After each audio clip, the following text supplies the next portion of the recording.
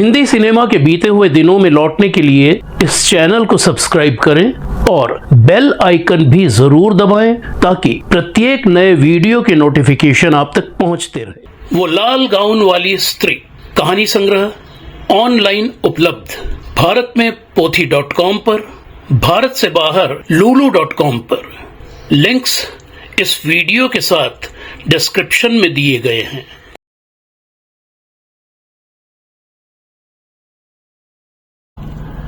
नमस्कार, मैं शिशिर कृष्ण शर्मा बीते हुए दिन के मेन चैनल में आपका स्वागत करता हूं। आज बात वाडिया मूवी टोन की, वाडिया मूवी टोन के इतिहास की, उसके सफर की। 1930 और 40 के दशक का वो अग्रणी बैनर, वो प्रोडक्शन हाउस जिसने अपनी स्टंट फिल्मों के जरिए अपने प्रशंसकों और दर्शकों का एक बहुत बड़ा वर्ग तैयार किया था, लेकिन गुजरते समय के साथ अपने दौर का ये जगमगाता बैनर इतिहास के अंधेरों में समा गया। साल 1931 भारतीय सिनेमा के इतिहास में एक क्रांति लेकर आया था, जब दर्शकों ने आर्देशीर ईरानी की कंपनी इंपीरियल मूवी टोन की बनाई फिल्म आलम आरा में चलती फिरती तस्वीरों को पहली बार बोलते गाते सुना था। आलम आरा से टॉकी फिल्मों का दौर शुरू होते ही कई नई कंपनियां अस्तित्व में आईं और मुंबई के साथ साथ पुणे, कोल्हापुर, कोलकाता और लाहौर बहुत तेजी से फिल्म निर्माण का केंद्र बनकर उभरने लगे थे।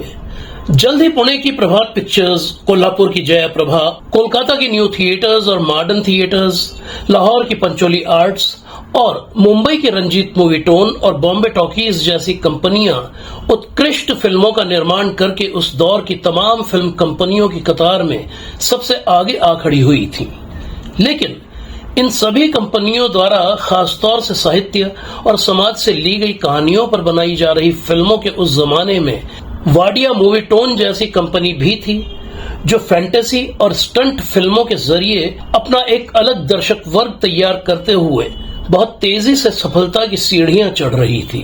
वाडिया मूवी टोन की बुनियाद जमशेद जी बोमन जी होरमस जी यानी JBH वाडिया ने रखी थी। पारसी परिवार के JBH वाडिया उन मास्टर बिल्डर लवजी वाडिया के वंशज थे जिन्होंने 17वीं सदी में गुजरात के सूरत शहर से मुंबई आकर ईस्ट इंडिया कंपनी के लिए पहला भारतीय पानी का जहाज बनाया था।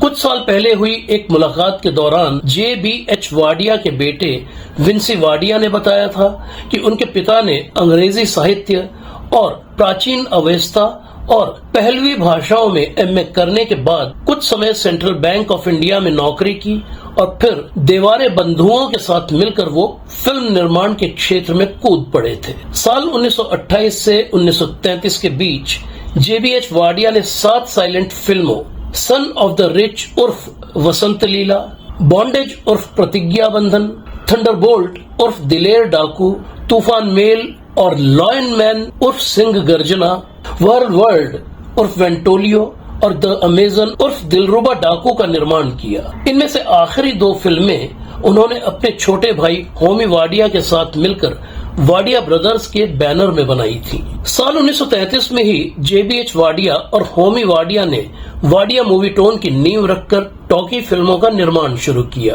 अपने पूर्वज लवजी वाडिया को श्रद्धांजलि स्वरूप उन्होंने वाडिया मूवी टोन के लोगो के तौर पर पानी के जहाज की तस्वीर को चुना। इस बैनर की पहली फिल्म लाले यमन एक फैंटेसी फिल्म थी, जिसकी कामयाबी के बाद उन्होंने बागे मिसर, वामन अवतार, वीर भारत, ब्लैक रोज, देश दीपक और नूरे यमन जैसी फिल्में बनाई। ये सभी टॉकीज 1932 से 1935 के बीच बनी थी और फिर साल 1935 में ही बनी हंटर वाली ने तमाम रिकॉर्ड तोड़ते हुए वाडिया मूवी टोन को कामयाबी की बुलंदियों पर पहुंचा दिया। होमी वाडिया द्वारा निर्देशित स्टंट फिल्म हंटर वाली में पिछले कुछ समय से वाडिया मूवी टोन में बतौर एक्स्ट्रा कलाकार नौकरी कर रही नाडिया को पहली बार हीरोइन के तौर पर प्रस्तुत किया गया था।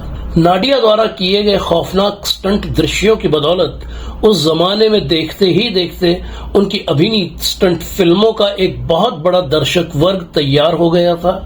नाडिया के हैरत अंगेज कारनामों को देखकर उनके प्रशंसकों ने उन्हें फियरलेस नाडिया यानी निडर या दिलेर नाडिया के नाम से ऐसा नवाजा कि ये नाम हमेशा के लिए उनकी पहचान बन गया। 8 जनवरी 1910 को पश्चिमी ऑस्ट्रेलिया के पर्थ शहर में जन्मी अंग्रेज पिता हर्बर्ट इवांस और ग्रीक मां मार्गरेट इवांस की बेटी नाडिया का असली नाम मैरी था। वो महज 1 साल की थीं जब उनके फौजी पिता परिवार को साथ लेकर ट्रांसफर पर मुंबई के नजदीक स्थित एलिफेंटा टापू की फौजी छावनी में चले आए थे। लेकिन 1914 से 1918 तक चले पहले विश्व युद्ध के दौरान हर्बर्ट और उनके 2 फौजी भाई मारे गए। मार्गरेट ने पति की मौत के बाद भारत में ही रहने का फैसला करते हुए मैरी का दाखिला क्लेयर रोड मुंबई के एक कॉन्वेंट स्कूल में करा दिया।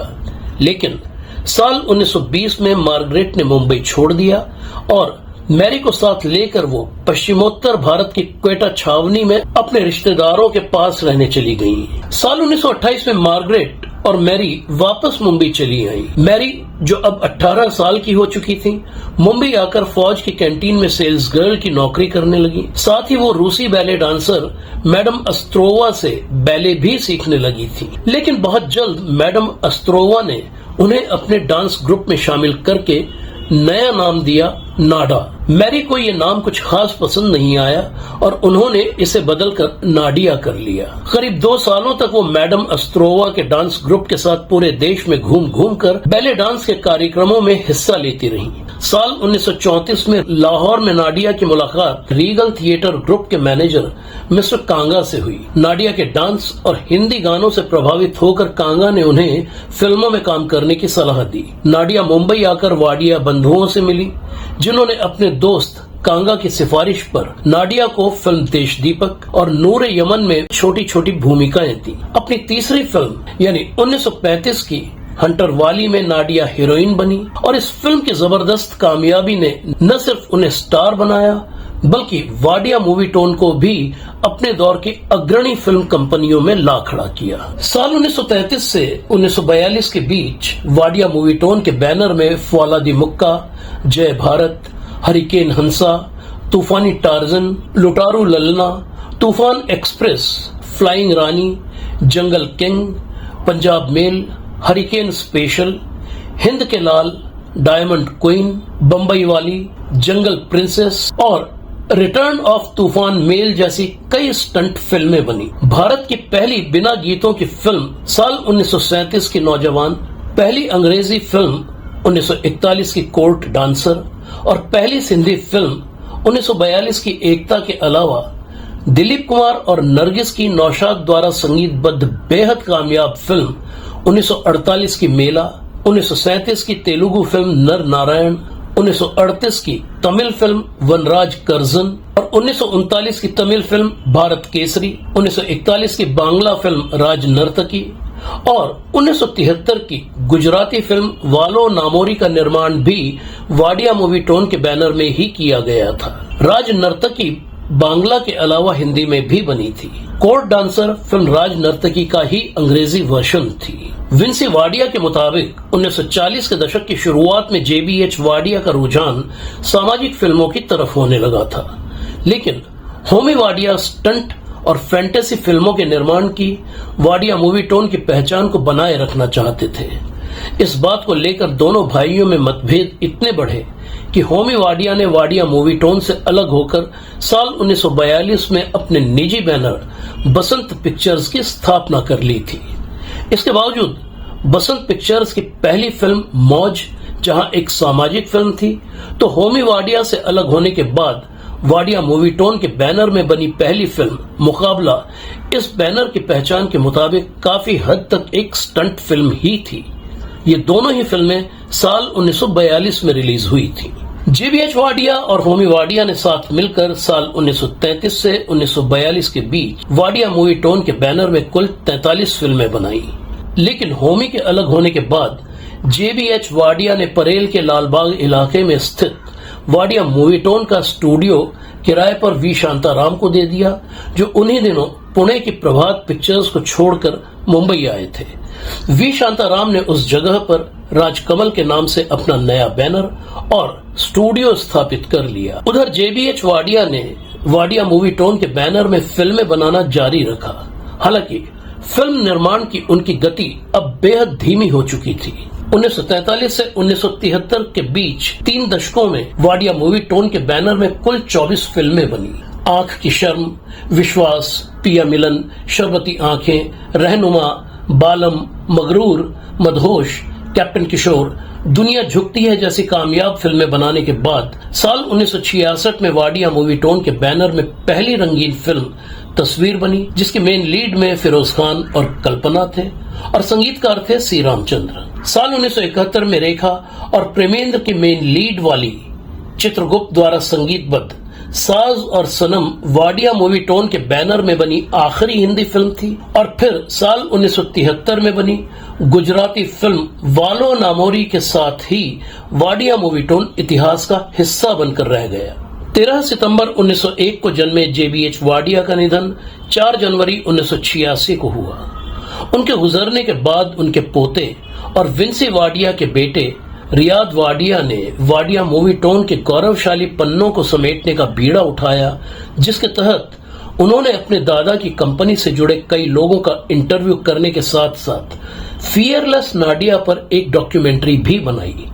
लेकिन साल 2003 में महज 36 साल की उम्र में रियाद भी गुजर गए और इसके साथ ही भारतीय सिनेमा के इतिहास में कुल 67 फिल्मों का योगदान देने वाले मशहूर बैनर वाडिया मूवी टोन के फिर से जिंदा होने की उम्मीदें भी हमेशा के लिए खत्म हो गई। ये थी कहानी हिंदी सिनेमा के इतिहास के जगमगाते हुए नाम, जगमगाते हुए प्रोडक्शन हाउस यानी बैनर वाडिया मूवी टोन की। देखते रहिए बीते हुए दिन। कमेंट्स में अपने नाम के साथ अपने शहर का नाम भी जरूर लिखिए। हम मिलते रहेंगे इसी तरह हिंदी सिनेमा की भूली बिसरी हस्तियों, भूली बिसरी दास्तानों को लेकर। अभी के लिए आज्ञा दीजिए। नमस्कार। जय श्री राम।